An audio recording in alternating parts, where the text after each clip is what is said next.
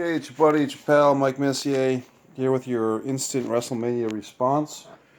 And unlike the more famous, podcasters or whatever the fuck's wrestling writers, observers, so to speak, you don't have to wait very long for Messier to get his opinions. And if you want to hear him, you hear him.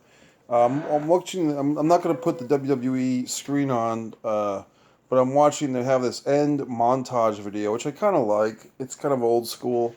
They used to do all these, back in the day. Right now, they're showing the Charlotte clips, getting a submission victory over Asuka, which I thought was a good result. I thought Charlotte looked great, just as a person, coming in with a beautiful entrance. And Asuka, I thought it was a great match. So that was a highlight. I think overall, we can cut to the chase. This was a very high-level WrestleMania as far as these. I guess the Superdome is a dome, so it doesn't have that problem of the crowd noise escaping through the roof that they say about these outdoor shows. Catching some of these clips, Ronda Rousey. I don't want to say that every woman on the show looked great, but they all pretty much did. I mean, Ronda, you got to give her credit. I mean, much better than, say, a Lawrence Taylor. I mean, she was ready for this thing. She did great. They didn't go so far as to have Ronda have Triple H tap out, but they came close. Stephanie McMahon, I guess it did work, to be honest with you. I mean, I can be cynical and sarcastic, and a lot of people will probably say, well, this was Stephanie, although everyone knew she was going to tap out to an armbar. She had to put herself over and make herself seem great. Well, I mean, that's wrestling, and I mean, that's the lottery ticket you get when you're born into the hierarchy of society. In this case, Stephanie McMahon, for whatever she's been through or hasn't been through, she gets to make herself look decent against Ronda. So that's what she did. Undertaker and Cena clips we're looking at now. I thought it was interesting. I thought Cena, really wasn't a reason for him to just be a 5 minute, job guy, squash type of thing to Undertaker, but he did. They're really just jumping around these clips. They're not showing Nicholas. Um, the Nicholas gimmick with Braun Strowman, the tag team partner, I thought was kind of cute. I thought, wouldn't it be funny if that turned out to be a shoot, like that wasn't, predetermined or whatever the fuck. Right now they're showing Roman with, I guess, his wife or some beautiful woman. Yeah, she's not bad. I guess that's his wife. Oh, he lost. Yeah, I was gonna. For a second, I just assumed that Roman won. So the big news, I guess, is Roman Reigns losing this match. I want to put a little volume on for my own benefit. Roman, they're playing his music. Why would you play a loser's music? He doesn't deserve to have music. So I'm not sure who wrote this script. I mean, I guess it's one of those deals where everyone knew Roman's going to win. So sometimes I think WWE, I mean, you have one of two options. You either do what everyone knows you're going to do, or you do what nobody thinks you should do, which makes no sense. This time, they did what nobody thinks you should do, which makes no sense, which is have Roman lose. And if Brock is really out the door to UFC, it makes very little sense. Maybe Roman's out the door. I mean, he's looking around now very west nostalgically. But I think what they're trying to do with him is a Tommy Dreamer type of thing. You build your baby face by making him look like garbage, and then he has to overcome adversity. One guy is clapping for him.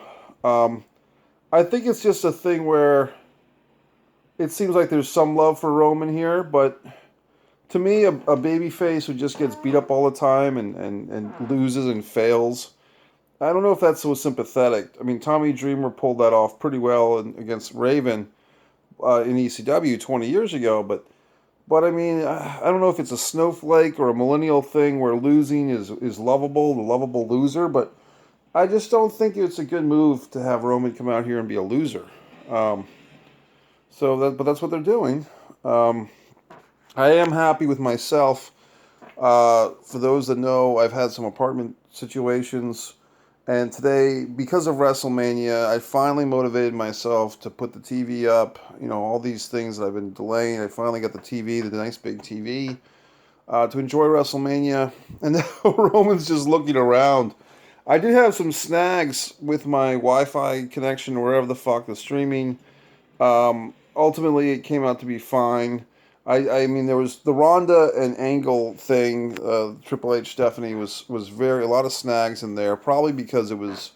I'm sure a lot of people tuned in just for that match, and so henceforth, I got like 10 or 15 minutes behind. So to make up for lost time, I skipped through most of the Bludgeon Brothers winning the tag belts. As far as my predictions, I think I was about 60 or 70% right with my predictions. I know I was wrong. I predicted Goldberg to win the Battle Royal. I kind of thought Matt Hardy might, but I was wrong. I predicted Roman to win, and I was wrong. I think I predicted Jinder, but I'm not sure. I might have predicted Randy Orton. The Elias thing, he had a nice little moment. They're showing Elias here now on the fucking network. So why did I even watch this Mania? I really challenged myself not to watch it, but I gave in to the addiction of wrestling. And also, they charged me for it. I canceled the network, and they still charged me. So I figured, well, I can't. I don't have time to hire a lawyer for arbitration. So I might as well just stick with the damn thing.